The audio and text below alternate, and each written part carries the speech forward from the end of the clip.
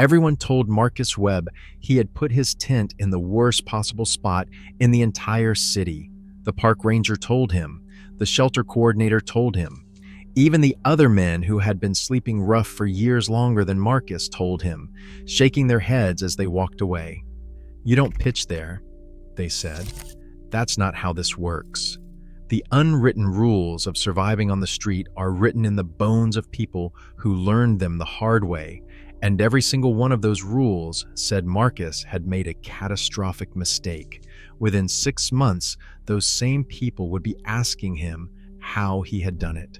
Within a year, Marcus Webb would have a front door with his name beside it, and it all started with one tent in one spot that every experienced eye around him called completely wrong. Picture the scene. It is a Tuesday in late October in a mid-sized American city, the kind of city where the downtown towers are still shiny, but the streets 3 blocks east smell like something the economy forgot to clean up. Marcus is 53 years old, broad-shouldered, with a gray beard that has grown in fully over the 8 months since he lost his apartment. He is not new to hard work. He spent 22 years in commercial kitchen management, running prep teams, calling orders, moving fast in tight spaces. He lost his job when the restaurant group folded. Then he lost his apartment. Then he lost the storage unit where he kept everything he hadn't already sold. By the time October comes, he is carrying everything he owns in a rolling cart and a military surplus backpack, and he is standing at the eastern edge of Millbrook Riverside Park, the nice part of town, holding a collapsed tent under one arm and looking at a cluster of old-growth oak trees like he is solving an equation. And here's the thing about Marcus that matters. He is not panicking, he is calculating. Because Marcus Webb, even on his worst day, even with everything gone, has never stopped being the smartest person in any room he walks into. The question the rest of this story answers is simply this: what exactly did he see that nobody else did? Before we get there, drop your answer in the comments right now. Have you ever made a decision that looked completely wrong to everyone around you and turned out to be the best thing you ever did?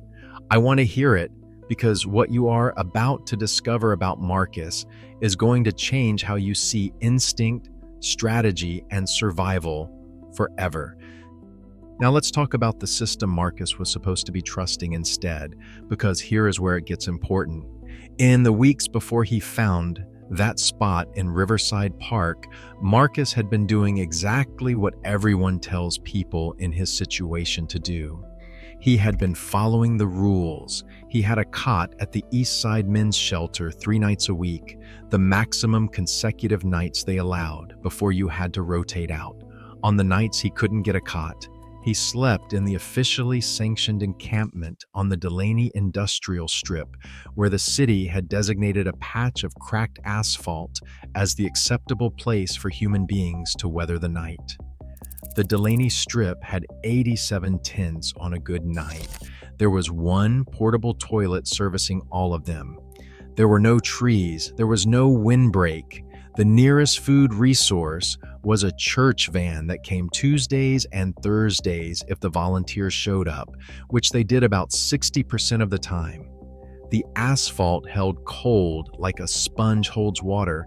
Once it chilled overnight, it radiated that cold upward through your sleeping pad, through your bag, into your spine all night long. Marcus had done the math after his 3rd week there. The sanctioned encampment, the place the city called safe, the place the shelter coordinators pointed people toward, that place was slowly grinding people down. Not dramatically, not violently, just steadily, incrementally, the way erosion works. Cold, noise, no privacy, no ownership, no dignity, no path. People stayed on the Delaney Strip for months, sometimes years, and the only thing that reliably changed was their health. Here's the part that should make you angry. The Delaney Strip was not an accident. Cities across this country have spent decades moving homeless encampments away from visible, high-traffic, high-resource areas. and into industrial corridors, vacant lots, and underpasses, places that are out of sight, which also means out of proximity to the resources, social connections, and economic activity that are the actual raw materials of getting back on your feet. The logic sounds humane on paper: consolidate the population, provide services, manage the situation. But the real effect is isolation. When you put struggling people in places where successful people never go, you eliminate the accidental encounters, the overheard conversations, the neighbor who asks if you need a job, the business owner who walks past you every morning and eventually stops. The system was not designed for Marcus's recovery. It was designed for the city's comfort. And then, when Marcus didn't recover fast enough, the system quietly blamed him. That is not a conspiracy theory. That is just what the data on concentrated poverty has told researchers for 40 years. You are not weak for having fallen into a system designed to keep people falling. The architecture of that failure was built long before you arrived. So now let's go back to that Tuesday in October and look at what Marcus actually saw when he stood at the edge of Riverside Park. Because this is where the story becomes something else entirely. This is where Marcus stops being a victim of the system and becomes something far more interesting: an engineer working with the only materials he has. First, the trees. 3 enormous white oaks in an L-shaped configuration planted decades ago, their canopies overlapping. Marcus had walked past this corner of the park 4 times over 2 weeks before he made his decision. He wasn't just passing through, he was reading the wind. He had noticed that the area between those oaks created a natural dead zone, a pocket of still air where the prevailing westerly wind that turned October nights brutal simply could not reach. He had worked in restaurant kitchens long enough to understand airflow. He knew how a beginner could break a draft. Those trees were doing the same thing that his walk-in cooler's interior walls had done, creating a microclimate. On nights when the Delaney Strip was 12 degrees colder than the afternoon high, that oak pocket would be measurably warmer, not by magic, by physics. Branches block radiant heat loss, and still air insulates. The ground beneath old trees is layered with decomposed leaf matter that acts as a natural insulating pad. Marcus understood instinctively and practically that where you sleep in the cold is almost as important as what you sleep under, and everyone told him that was the wrong spot. Here's where it gets remarkable. The second thing Marcus saw was the community garden, 30 feet from the oak cluster. Running along the park's southern fence line was the Millbrook Growing Collective, a nonprofit urban garden that had been operating for 11 years. Marcus had done one thing that most people in survival mode stop doing. He had looked up. He had noticed the hand-painted sign. He had noticed the volunteers who came on Saturday mornings, laughing, arguing about soil amendments, loading wheelbarrows. He had noticed that those volunteers were connected people, not wealthy, but embedded. They knew the city. They knew each other. They were part of a network that was warm in the way that matters most. When you have nothing, they were paying attention to the world around them. When you are invisible, proximity to people who pay attention is the most valuable real estate on earth. And Marcus chose to pitch his tent 30 feet from them. That is not a coincidence. That is strategy. The third layer of his calculation was the simplest and the most powerful. He wanted to be seen, not pitied, seen. There is a difference. On the Delaney Strip, 87 kids blurred into a statistic. No one who passed the Delaney Strip was going anywhere that could help Marcus. In Riverside Park, on a path used by people walking dogs, commuting by bicycle, and yes, volunteering at a community garden, Marcus was one man, singular, specific, a person, not a population.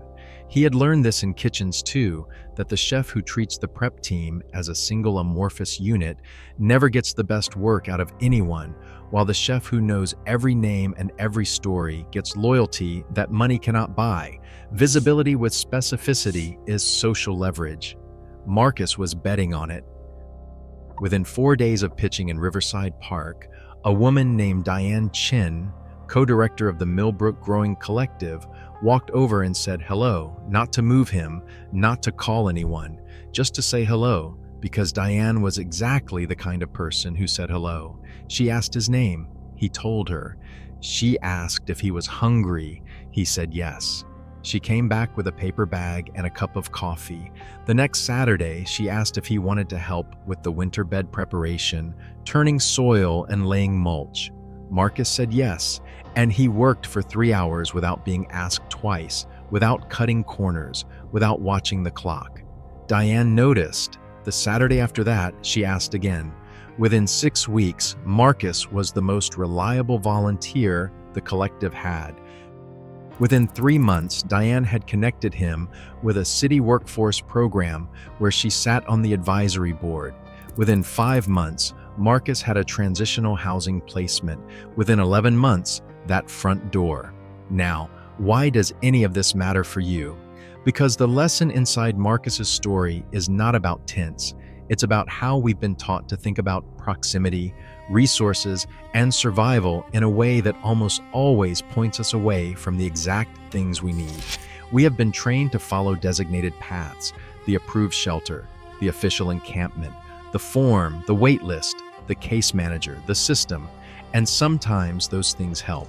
Sometimes they're the right tool, but systems are designed for averages, and averages are built from data about the past. They do not see you, they process you. Marcus's instinct was to put himself in a position where individual human beings would have to see him, and then to be so reliably, genuinely useful that they couldn't look away. That instinct is not a homeless survival trick. That instinct is the oldest human networking strategy in existence. It worked before there were systems. It works after systems fail.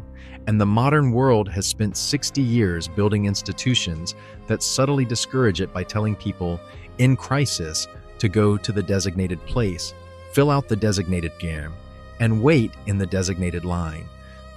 So here is what you can actually do with this, because a story without a path forward is just entertainment. If you are someone who advocates for people experiencing homelessness, whether formally as a social worker or informally as a neighbor, the single most powerful thing you can do is not donate to a shelter from a distance. It is to create the conditions for accidental, repeated, dignified contact. Community gardens, tool libraries, co-working spaces that are genuinely accessible, neighborhood projects that mix economic backgrounds. These are not nice-to-haves. They are the infrastructure of reintegration. Marcus didn't need Diane to save him. He needed Diane to notice him. Design your community so that noticing happens. If you are someone who is currently surviving a period of real difficulty, financial, social, housing, any of it, take the deepest lesson from Marcus's tent. Put yourself in proximity to the thing you need to be near, even when the path there looks wrong, especially when it looks wrong. The approved path was built for someone else's average. Your situation is specific. Read the wind, find the oak trees, look for the garden 30 feet away. Not the most impressive resource you can imagine, the most accessible one you can actually reach today, this week, right now, and then show up there with everything you have, every time, without an audience. And if you are someone who simply walks through this world with open eyes, the simplest thing you can do is say hello, not with pity, with presence. Diane Chin did not rescue Marcus Webb. She made him visible. That is something every single person reading this has the capacity to do before noon tomorrow. Marcus Webb understood something that the entire architecture of modern homeless services has quietly forgotten, that a human being placed in the right ecosystem, near the right people, with dignity and agency intact does not need to be fixed. They need to be proximate. They need the conditions to do what they already know how to do. The system said the Delaney Strip was the safe bet. Marcus looked at those oak trees, looked at that garden, and made a different calculation. He was right. He was always right. The knowledge wasn't gone. It was just sitting in a man with a rolling cart and a military surplus backpack, standing at the edge of a park, reading The Wind like it was the only book that ever told the truth. The secret was never in the system. It was in the placement. If this story changed how you see survival, strategy, and what it actually means to help someone, hit that like button right now because we are just getting started. Subscribe because this channel exists to find the stories that the official version of events keeps telling wrong. And tell me in the comments, what is the topic you want us to dig into next? We are going to keep pulling on these threads until the whole picture is visible.